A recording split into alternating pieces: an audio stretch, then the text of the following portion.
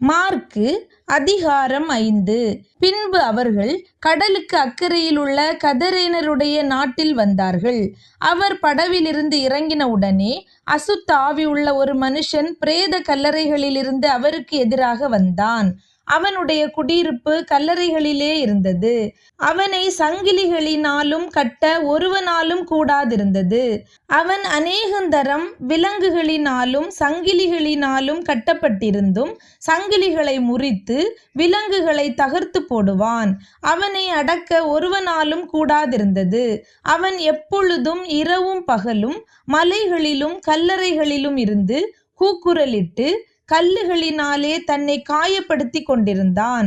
அவன் இயேசுவை தூரத்திலே கண்டபோது ஓடி வந்து அவரை பணிந்து கொண்டு, இயேசுவே, உன்னதமான தேவனுடைய குமாரனே, எனக்கும் உமக்கும் என்ன?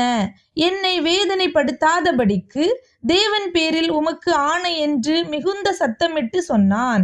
ஏனெனில் அவர் அவனை நோக்கி, அசுத்த ஆவியே, இந்த மனுஷனை விட்டு புறப்பட்டு போ என்று சொல்லியிருந்தார். அப்பொழுது அவர் அவனை நோக்கி, உன் பேர் என்னவென்று கேட்டார். அதற்கு அவன், நாங்கள் அநேகராயிருக்கிறபடியால் என் பேர் லேகியோன் என்று சொல்லி தங்களை அந்த திசையிலிருந்து துரத்தி விடாதபடிக்கு அவரை மிகவும் வேண்டிக் கொண்டான். அப்பொழுது அவ்விடத்தில் மலையருகே அநேகம் பன்றிகள் கூட்டமாக மேய்ந்து கொண்டிருந்தது. அந்த பிசாசுகளெல்லாம் அவரை நோக்கி, பன்றிகளுக்குள்ளே போகும்படி அவைகளுக்குள்ளே எங்களை அனுப்பும் என்று அவரை வேண்டிக் கொண்டன. இயேசு அவைகளுக்கு உத்தரவு கொடுத்த உடனே அசுத்த ஆவிகள் புறப்பட்டு பன்றிகளுக்குள் போயின. உடனே ஏறக்குறைய 2000 பன்றிகள் உள்ள அந்த கூட்டம் உயர்ந்த மேட்டிலிருந்து ஓடி கடலிலே பாய்ந்து கடலில் அமிழ்ந்து மாண்டது. பன்றிகளை மேய்த்தவர்கள் ஓடி இதை பட்டணத்திலும் சுற்றுப்புறங்களிலும் அறிவித்தார்கள். அப்பொழுது சம்பவித்ததை பார்க்கும்படி ஜனங்கள் புறப்பட்டு இயேசுவினிடத்தில் வந்து, லேகியோனாகிய பிசாசுகள் பிடித்திருந்தவன் வஸ்திரம் தரித்து உட்கார்ந்து புத்தி தெளிந்திருக்கிறதை கண்டு பயந்தார்கள். பிசாசுகள் பிடித்திருந்தவனுக்கும் பன்றிகளுக்கும் சம்பவித்ததை கண்டவர்களும் அவர்களுக்கு விவரமாய் சொன்னார்கள்.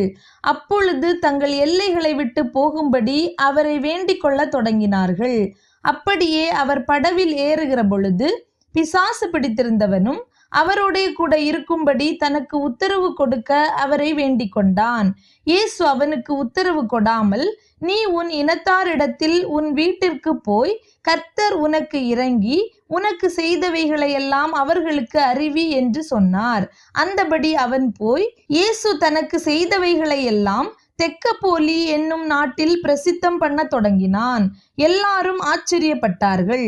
இயேசு படவில் ஏறி மறுபடியும் இக்கரைக்கு வந்து கடலோரத்தில் இருந்தபோது திரளான ஜனங்கள் அவரிடத்தில் கூடி வந்தார்கள். அப்பொழுது ஜெப ஆலய தலைவரில் ஒருவனாகிய எவீரு என்பவன் வந்து அவரை கண்டவுடனே அவர் பாதத்திலே விழுந்து, என் குமாரத்தி மரண அவஸ்தைப்படுகிறாள். அவள் ஆரோக்கியம் அடையும்படிக்கு நீர் வந்து அவள் மேல் உமது கைகளை வையும், அப்பொழுது பிழைப்பாள் என்று அவரை மிகவும் வேண்டிக் கொண்டான். அவர் அவனோடே கூட போனார். திரளான ஜனங்கள் அவருக்கு பின் சென்று அவரை நெருக்கினார்கள். அப்பொழுது 12 வருஷமாய் பெரும்பாடுள்ள ஒரு ஸ்திரீ அநேக வைத்தியர்களால் மிகவும் வருத்தப்பட்டு தனக்கு உண்டானவைகளை எல்லாம் செலவழித்தும் சற்றாகிலும் குணமடையாமல் அதிக வருத்தப்படுகிற பொழுது இயேசுவை குறித்து கேள்விப்பட்டு, நான் அவருடைய வஸ்திரங்களை ஆகிலும் தொட்டால் சொஸ்தமாவேன் என்று சொல்லி ஜன கூட்டத்துக்குள்ளே அவருக்கு பின்னாக வந்து அவருடைய வஸ்திரத்தை தொட்டாள். உடனே அவளுடைய உதிரத்தின் ஊறல் நின்று போயிற்று. அந்த வேதனை நீங்கி ஆரோக்கியம் அடைந்ததை அவள் தன் சரீரத்தில் உணர்ந்தாள். உடனே இயேசு தம்மிலிருந்து வல்லமை புறப்பட்டதை தமக்குள் அறிந்து ஜனக்கூட்டத்துக்குள்ளே திரும்பி, என் வஸ்திரங்களை தொட்டது யார் என்று கேட்டார். அவருடைய சீஷர்கள் அவரை நோக்கி, திரளான ஜனங்கள் உம்மை நெருக்கிக் கொண்டிருக்கிறதை நீர் கண்டும் என்னை தொட்டது யார் என்று கேட்கிறீரே என்றார்கள். இதை செய்தவளை காணும்படிக்கு அவர் சுற்றிலும் பார்த்தார். தன்னிடத்திலே சம்பவித்ததை அறிந்த அந்த ஸ்திரீயானவள் பயந்து நடுங்கி அவர் முன்பாக வந்து விழுந்து, உண்மையை எல்லாம் அவருக்கு சொன்னாள். அவர் அவளை பார்த்து, மகளே, உன் விசுவாசம் உன்னை ரட்சித்தது. நீ சமாதானத்தோடே போய் உன் வேதனை நீங்கி சுகமாயிரு என்றார். அவர் இப்படி பேசிக் கொண்டிருக்கையில் ஜெப ஆலய தலைவனுடைய வீட்டிலிருந்து சிலர் வந்து, உம்முடைய குமாரத்தி மரித்து போனாள், இனி ஏன் போதகரை வருத்தப்படுத்துகிறீர் என்றார்கள். அவர்கள் சொன்ன வார்த்தையை இயேசு கேட்டவுடனே ஜெப ஆலய தலைவனை நோக்கி, பயப்படாதே, விசுவாசம் உள்ளவனாய் இரு என்று சொல்லி பேதுருவையும் யாக்கோபையும் யாக்கோபின் சகோதரன் யோவானையும் தவிர வேறொருவரும் தம்மோடே வருகிறதற்கு இடங்கொடாமல் ஜெப ஆலய தலைவனுடைய வீட்டிலே வந்து சந்தடியையும் மிகவும் அழுது புலம்புகிறவர்களையும் கண்டு உள்ளே பிரவேசித்து, நீங்கள் சந்தடி பண்ணி அழுகிறதென்ன? பிள்ளை மரிக்கவில்லை, நித்திரையாயிருக்கிறாள் என்றார். அதற்காக அவரை பார்த்து நகைத்தார்கள். எல்லாரையும் அவர் வெளியே போக பண்ணி பிள்ளையின் தகப்பனையும் தாயையும் தம்மோடே வந்தவர்களையும் அழைத்து கொண்டு பிள்ளை இருந்த இடத்தில் பிரவேசித்து பிள்ளையின் கையை பிடித்து, தலித்தா ஹூமி என்றார்.